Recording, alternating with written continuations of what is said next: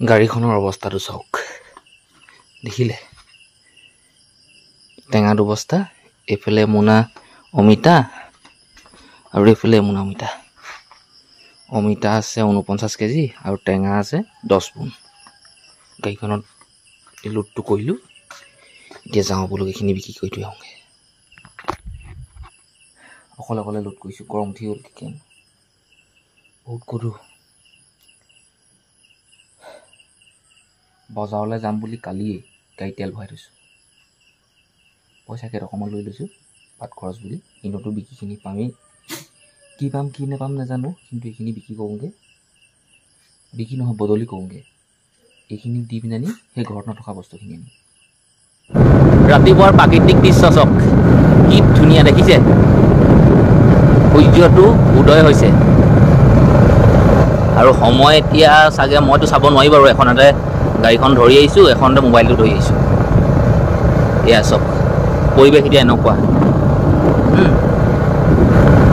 ঘৰৰ যেতিয়া দায়িত্ব থাকে নহয় আপোনাক যদি টকা লাগে নহয় আপুনি এনেকৈ টোপনি ক্ষতি কৰি আহিবই লাগিব বজাৰলৈ বস্তু বিক্ৰী কৰিবলৈ পৰিৱেশ চাওক ন আপোনালোকে এনেকুৱা পৰিৱেশ দেখিছে কেতিয়াবা কি ধুনীয়া লাগিছে চাওক মজা লাগিছে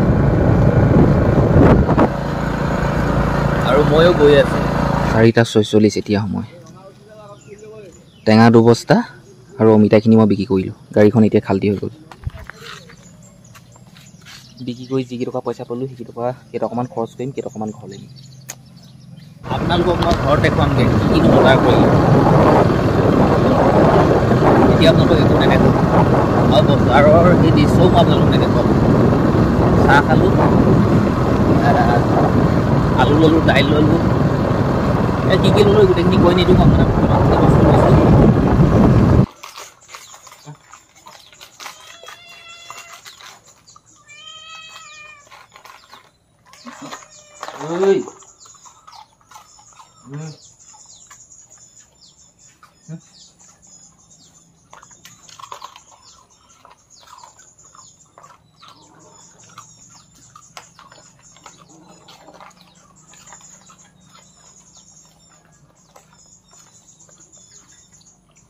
এতিয়া মই আপোনালোকক দেখুৱাম বজাৰৰ পৰানো মই কি আনিলোঁ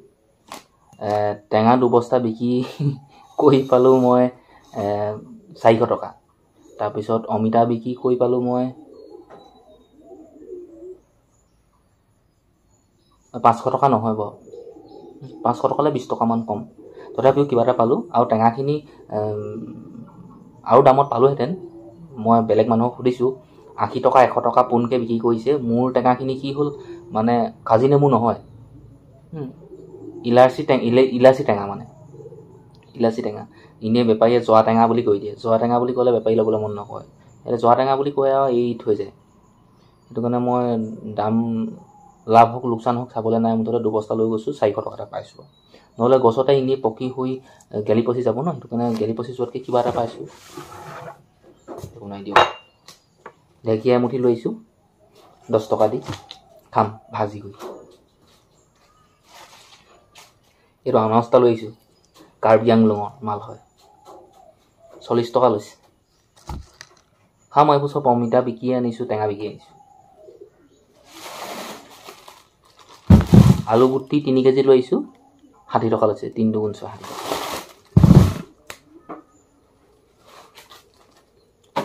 তাৰপিছত ইয়াত কি বস্তু আছে নি দেখুৱাম দেই ইয়াত 200 টকা বস্তু আছে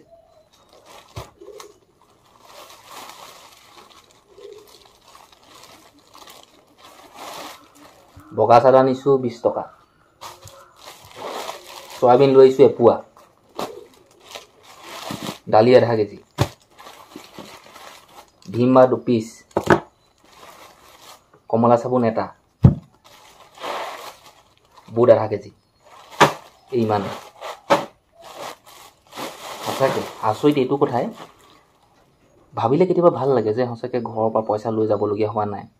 বজাৰ কৰিবলৈ প্ৰায় সংখ্যক মানুহে কি কয় চবৰটো কথা নকওঁ যিখিনি এতিয়া আমি বজাৰত শাক পাচলি বিক্ৰী কৰিবলৈ যাওঁ কুকুৰা হাঁহ পাৰ যিয়ে নহওক সিহঁতে সেই ঘৰৰ কাৰণে আনিবই বা আনেই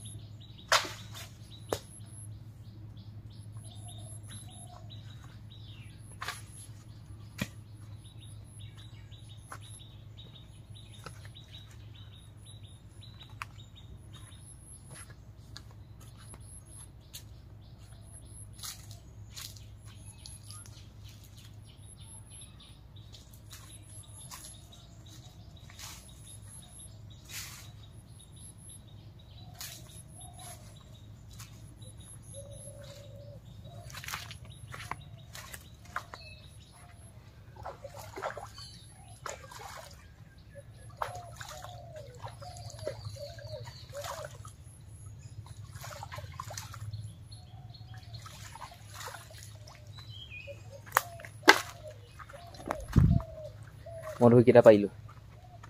খাওঁ ৰ'ব। সেই মই অথনিৰ পৰা এই বাগানৰ ঘৰতে আছোঁহি ইয়াতে।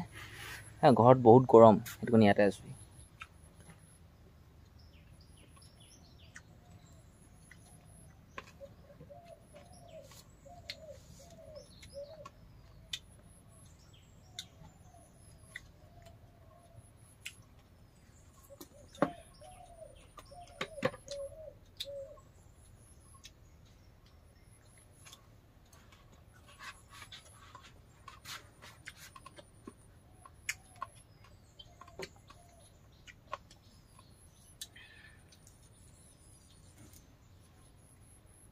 মধুবোৰ চব বেমাৰী হৈ গৈছে, মানে বেয়া হৈ গৈছে।